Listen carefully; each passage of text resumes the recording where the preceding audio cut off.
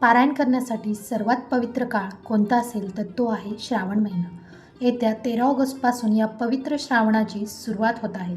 तर या श्रावण महिन्यात शिवलीलामृत ग्रंथाचे पारायण कसं करायचं, कोणी करायचं, ते केल्याने काय होते, पारायणाचे नियम व अटी, याचे उद्यापन कसे करायचे आणि सर्वात महत्त्वाचं म्हणजे ते किती दिवसाचे करायचे, यासंबंधीची संपूर्ण माहिती व्हिडिओमध्ये सांगितली आहे। तर व्हिडिओ शेवटपर्यंत बघा। हाय हॅलो नमस्कार, स्वागत आहे तुमचं आपल्या श्री गणेशाय चॅनलमध्ये। सर्वांना श्री स्वामी समर्थ। शिवलीलामृत ग्रंथाच्या प्रत्येक अध्यायामध्ये आपल्या जीवनातील प्रत्येक प्रश्नाची उत्तरे मिळतात। शिव म्हणजे देवांचे देव, महादेव हे कलियुगात श्रेष्ठ देवता मानले गेले आहेत। मनुष्य जन्म घेतलेल्या प्रत्येक व्यक्तीच्या आयुष्यात दुःख संकटे असतातच। याचं दुःख आणि संकटातून आयुष्य जगण्याची दिशा मिळावी, आपले जीवन सार्थकी व्हावे, तसेच रोग, अपमृत्यू, दुःख, दारिद्र्य, कर्ज व मंगल कार्यातील अडचणी या सर्वांचे निवारण होण्यासाठी, आपल्या जीवनामध्ये सुख समृद्धी येण्यासाठी शिवलीलामृत ग्रंथाचे पारायण आपण जीवनात एकदा तरी अवश्य करावं। श्रावणामध्ये नवनाथ भक्तिसार या ग्रंथासोबतच ज्यांना ज्यांना शक्य होईल त्यांनी शिवलीलामृत या ग्रंथाचे पारायण अवश्य करावं। आपलं नशीब, आपलं प्रारब्ध बदलण्याची ताकद या ग्रंथामध्ये आहे। या ग्रंथाचे पठन केल्यानंतर सर्व समस्या दूर होतात, तुम्हाला वैभव प्राप्ती होईल। या ग्रंथाचं मनोभावे पठन केलं तर दुःख, दारिद्र्य, विवंचना, रोग इत्यादी नष्ट होतातच, संकटे नष्ट होतातच, भगवान शिवांची कृपादृष्टी प्राप्त होते, आपल्या घरामध्ये सुख, शांती, संपत्ती, आरोग्य नांदते, मानसिक समाधान मिळतं, संततीची प्राप्ती होते, विवाह जमतात, व्यवसाय करणाऱ्यांना व्यवसायामध्ये नफा मिळतो, नोकरी जर कोणी करत असेल तर नोकरीमधील समस्या असतील, अडचणी असतील किंवा नोकरी मिळण्याबाबतच्या काही समस्या असतील तर ते सुद्धा दूर होतात। तसेच पीडिताचा आजार बरा करण्याची ताकद देखील या ग्रंथामध्ये आहे। दुःख, दारिद्र्य, दैन्य दूर करणारा असा हा दिव्य ग्रंथ आहे। ज्यांना शक्य होईल त्यांनी या ग्रंथाचे पठन, पारायण अवश्य करावं। आता बघा, हे पारायण करताना कोणते महत्त्वाचे नियम आहेत जे आपल्याला पारायण काळात पाळायचे आहेत। सर्वात महत्त्वाचं म्हणजे ब्रह्मचर्याचं पालन या पारायण काळामध्ये करायचं आहे।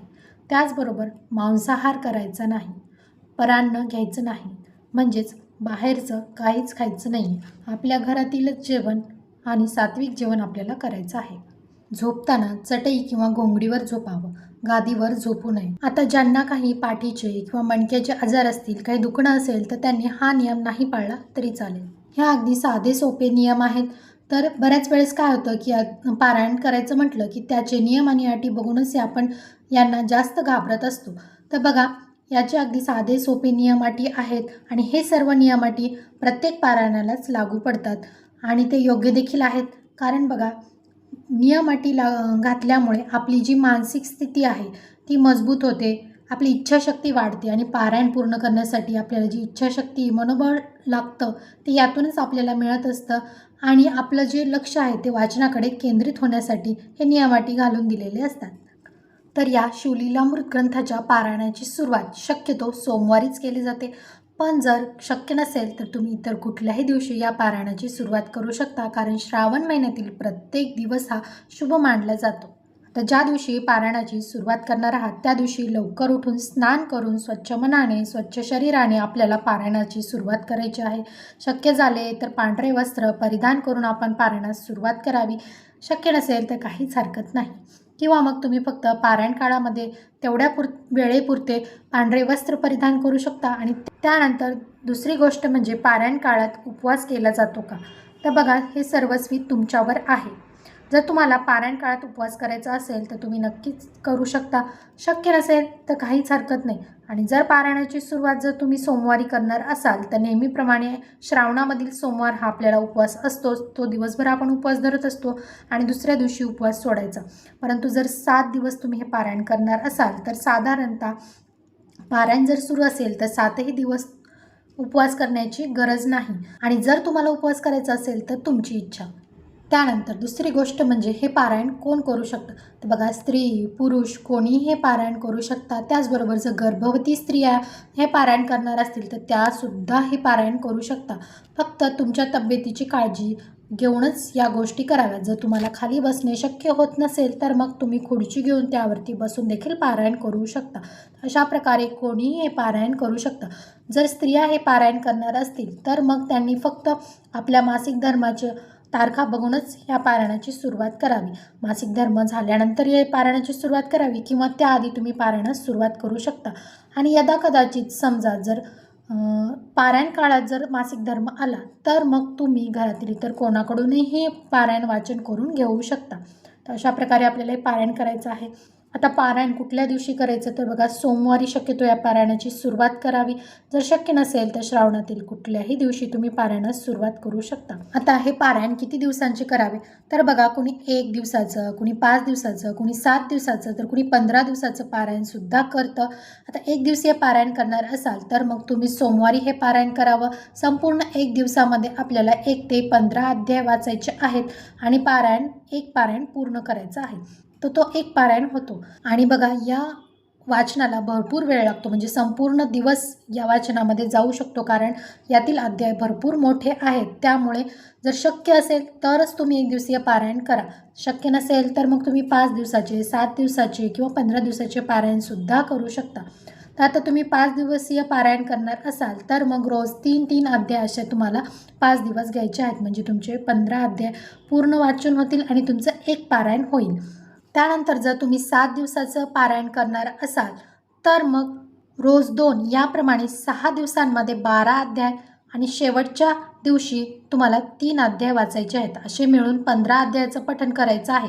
आणि 7व्या दिवशी किंवा त्याच्या दुसऱ्या दिवशी आपण उद्यापन करायचं असतं. आणि 15 दिवसाचे पारायण करणार असाल तर मग रोज 1 अध्याय याप्रमाणे 15 दिवसांमध्ये तुमचं एक पारायण पूर्ण होईल. त्यानंतर जर बरेच जण प्रत्येक सोमवारी 1 याप्रमाणे श्रावण महिन्यामध्ये 4 पारायण पूर्ण करतात. म्हणजे दर सोमवारी तुम्हाला 1 ते 15 अध्याय पूर्ण वाचून झाल्यानंतर तुमचं एक पारायण होणार आहे. तर बरेच जण श्रावणातील 4ही सोमवार 1 पारायण करतात. असे 4ही सोमवार ते 4 पारायण पूर्ण करत असतात. तर यामध्ये तुम्हाला जे शक्य असेल त्याप्रमाणे तुम्ही तेवढ्या दिवसांचे पारायण करू शकता. परंतु 7 दिवसीय पारायण हे सर्वात जास्त प्रमाणात केले जाते. शक्यतो वाचनास सुरुवात ही पहाटे करावी. आता ज्यांना शक्य असेल त्यांनी लवकर उठून पहाटे आपल्याला वाचन करायचं आहे. तर ज्यांना शक्य नाही त्यांनी मग प्रदोष काळात भगवान शंकरांची सेवा सर्वोत्कृष्ट मानली जाते. तर मग तुम्ही प्रदोष काळ म्हणजे सूर्यास्ताच्या अगोदरचा 1.5 तास आणि नंतरचा 1.5 तास, साधारणतः संध्याकाळी 4:30 ते 7-8 वाजेपर्यंतचा या काळामध्ये तुम्ही वाचन केलं तरी चालतं. आता याची काही पूजा मांडणी केलीच पाहिजे असा काही भाग नाही आहे. देवपूजा झाल्यानंतर तुम्ही देवघरातील आपल्या शिवशंभूंच्या समोर, महादेवाच्या पिंडीसमोर बसून हे वाचन करू शकता.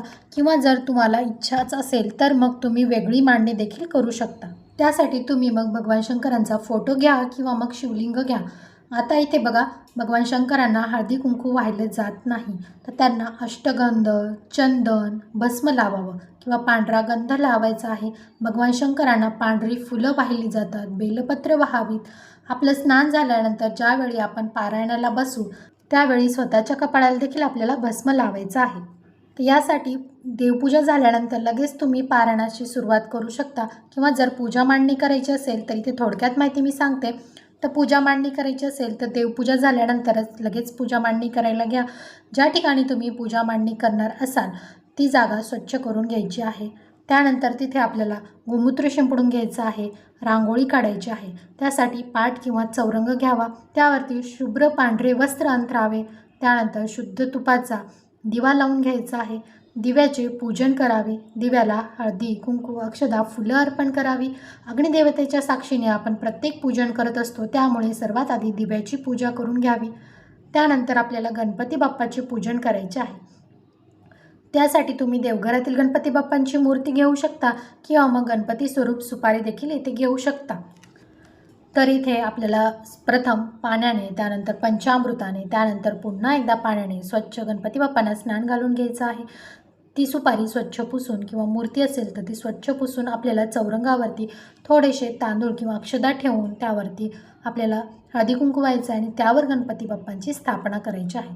गणपती बाप्पांना हळदी, कुंकू, अक्षदा, फुलं अर्पण करायची आहेत. त्यानंतर आपल्याला शिवलिंगाची स्थापना करायची आहे. त्यासाठी तुम्ही शिवलिंग घेऊ शकता किंवा मग महादेवांची फोटो देखील घेतली तरी चालेल. मग फोटो असेल तर ती स्वच्छ पुसून घ्यावी, तिला चंदन, अष्टगंध, भस्म लावावं आणि जर मूर्ती असेल तर मग त्यावर तुम्हाला पंचामृताने प्रथम पाण्याने, त्यानंतर पंचामृताने, त्यानंतर पाण्याने परत अभिषेक घालायचा आहे. मूर्ती स्वच्छ करून थोडेसे तांदूळ ठेवून त्यावरती आपल्याला शिवलिंगाची स्थापना करायची आहे. आता हे सर्व करत असताना आपल्याला शिवमहिम्न स्तोत्र पठण करत करायचं आहे. जर हे शक्य होत नसेल तर मग तुम्ही ओम नमः शिवाय, ओम नमः शिवाय या मंत्राचा जप करत शिवलिंगावरती अभिषेक करू शकता. आता शिवलिंगाला आपल्याला पांढरा गंध लावायचा आहे, पांढरी फुलं अर्पण करायची आहेत, बेलपत्र व्हायचं आहे. आता याच पाटावरती जर जागा असेल तर त्याच ठिकाणी तुम्ही हा ग्रंथ ठेवायचा आहे. जर त्या पाटावरती जागा नसेल तर मग तुम्ही वेगळा पाट मांडून त्यावरती हे शिवलीलामृत ग्रंथ ठेवू शकता. पोथीला देखील पांढरा गंध, भस्म लावायचा आहे, पांढरी फुलं अर्पण करायची आहेत, नमस्कार करायचा आहे. पारायणाला सुरुवात करण्याआधी संकल्प करायचा आहे. संकल्पाशिवाय कोणतंही व्रत जे असतं ते पूर्ण होत नाही आणि संकल्प हा पहिल्याच दिवशी आणि एकदाच करायचा असतो. तर हा संकल्प कसा करायचा तर बघा, खाली एक प्लेट घ्यावी, त्यावरती आपला हात धरायचा आहे. उजव्या हातामध्ये आपल्याला 2 चमचे पाणी घ्यायचं आहे.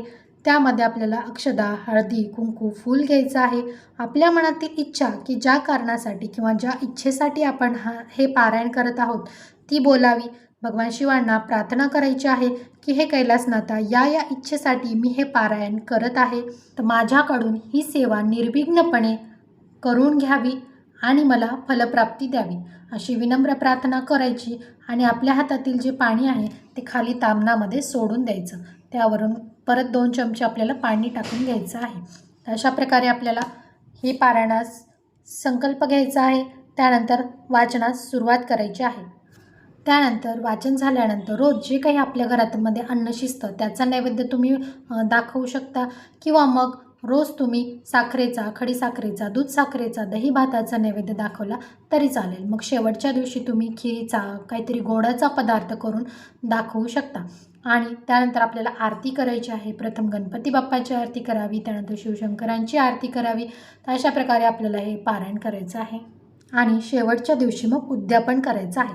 तर हे उद्यापन कसं करायचं तर ज्या दिवशी तुमचं पारायण पूर्ण होणार असेल त्या दिवशी तुम्ही उद्यापन करू शकता किंवा मग त्याच्या दुसऱ्या दिवशी तुम्ही उद्यापन करू शकता. आता उद्यापनाच्या दिवशी नेहमीप्रमाणेच वाचन, आरती करायची आहे. नैवेद्यामध्ये काहीतरी खिरीचा किंवा गोडाचा नैवेद्य करून दाखवायचा आहे. त्यानंतर जवळपास भगवान शंकरांचं मंदिर असेल तर त्या मंदिरामध्ये जायचं आहे. त्या ठिकाणी भगवान शिवांच्या पिंडीवरती किंवा शिवलिंगावरती एक कलश पाण्याने अभिषेक करायचा आहे. त्यानंतर पांढरी फुले, बेलपत्र पाहायची आहेत आणि यथाशक्ती तांदूळ आणि थोडेफार पैसे आपल्या ब्राह्मणाला किंवा तेथील जे पुजारी असतील त्यांना दान करायचं आहे. जेवढं शक्य होईल तेवढं दानधर्म करावं, गाईला घास द्यायचा आहे. त्यानंतर उद्यापनाच्या दुसऱ्या दिवशी आपल्याला पूजा हलवायची आहे. पूजेला अक्षदा, भस्म अर्पण करावं, धूप दीप दाखवावा, फूल अर्पण करावं. त्यानंतर आपल्याला पूजा हलवायची आहे. पूजेतील जे फूल बेलपत्र असेल ते निर्माल्यामध्ये वाहून द्यावे. जे काही तांदूळ वगैरे पूजेमध्ये ठेवलेले असतील तर ते तुम्ही पक्ष्यांना खायला देऊ शकता आणि बाकीचं जे निर्माल्याचं साहित्य आहे ते तुम्ही वाहत्या पाण्यामध्ये सोडून देऊ शकता. तर भगवान शिवांना भोळा भाव आवडतो, म्हणूनच त्यांना भोळा शंकर असं म्हटलं जातं. भोळ्या भक्तिभावानं आपण हे पारायण अवश्य करावं. शंका किंवा भीती मनामध्ये ठेवू नये. साधे सोपे असे अटी नियम आहेत ते मात्र आपल्याला या काळामध्ये पाळायचे आहेत. जेवढे दिवस तुम्ही हे पारायण करणार आहात तेवढे दिवस आपल्याला घरामध्ये पावित्र्य राखायचं आहे, शांतता ठेवायची आहे, भांडण तंटा करायचा नाही, मौन शक्यतो धारण करायचं. त्याचबरोबर ओम नमः शिवाय या षडाक्षरी मंत्राचा जेवढा शक्य होईल तितका आपल्याला नामस्मरण करायचं आहे. आता ज्यांना हे शिवलीलामृत ग्रंथाचं पारायण करणे शक्य नाही त्यांनी मग या शिवलीलामृत ग्रंथातील 11वा अध्याय रोज पठण करा किंवा मग दर सोमवारी यातील 11वा अध्याय तरी नित्य वाचावा. त्यानंतर यातील 42 ज्या ओव्या आहेत, 15व्या अध्यायात ज्या 42 ओव्या दिल्या आहेत त्या ओव्यांचं पठण करायचं आहे.